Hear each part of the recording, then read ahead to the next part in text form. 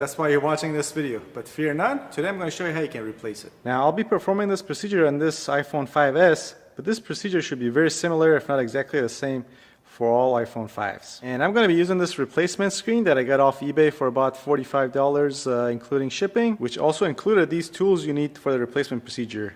2 screwdrivers, 2 plastic prying tools, suction cup, and also a pin for removing the SIM card. So with your phone turned off, first thing you want to do is to remove your SIM card, like this. Next, with the smaller screwdriver, you'll need to remove 2 tiny screws called pentalobe screws at the bottom of your phone. And as you can see, I've already removed them in order for this video to go faster. Alright, next we grab our suction cup, and then we press it nice and firm towards the bottom of our phone. Just make sure as you're pulling on this suction cup to detach your screen, you don't yank on it, because you could damage the wiring for your home button, and then if that happens, then you'll be in a lot of trouble. As soon as you feel like the screen is starting to get loose, you stop, and then from there we're going to go on to using our pry tools to completely remove the screen. Okay? Alright, I think it's coming loose. Next, with the screen partially loosened, we're going to start using our plastic prying tools. First, I'm going to grab this, try to squeeze it between the screen and the case, and see if we can get this case to be a little bit more loose. And then from there, I'm going to use this plastic tool to gently go around and detach this face from the case. There we go, it should be completely loose now. Alright, so with our screen loose, next we're going to disconnect the wire for our home button. Now as you can see on this phone, this is the connection for the home button, but on your phone there's going to be a metal cover covering this connection, which you can pry off with this tool again, and then you'll get access to this connector. And once more, with this plastic pry tool, you should be able to pop that off without a whole lot of issues. So next we gently lift up on our screen, and then there's going to be connections or connectors at the other end we need to remove as well. Alright, now since I'm demonstrating this on a used phone, here's another piece that's missing. A metal cover that goes over these wires up here. And this cover is held in by 4 Phillips head screws. 2 on the bottom here, and 2 up top in these locations. And for these, you'll need the largest screwdriver to remove them. So just remove those screws, and then remove that cover and set it aside. Alright, so after we remove that cover and get it out of the way, we're going to remove these connectors for these wires up here. And again, we're going to use our plastic pry tool. And these should pop out without much of a fuss.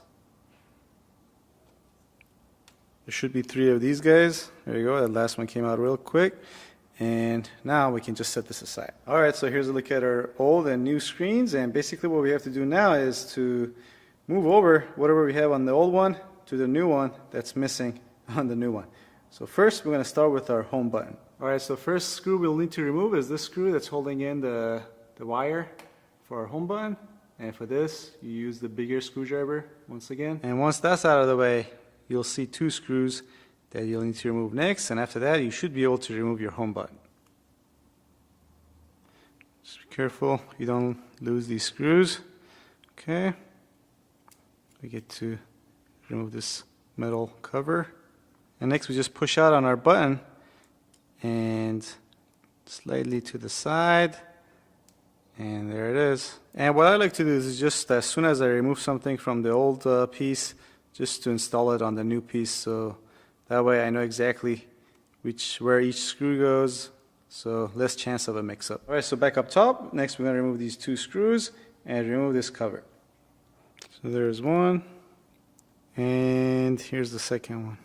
So next we just gently wiggle this, and this should come off like this. Alright, next we're going to get our prying tool again, and we're going to start removing this connector for our camera. We're going to start from this side, slowly but surely lift up. So again, here's the connection for our camera.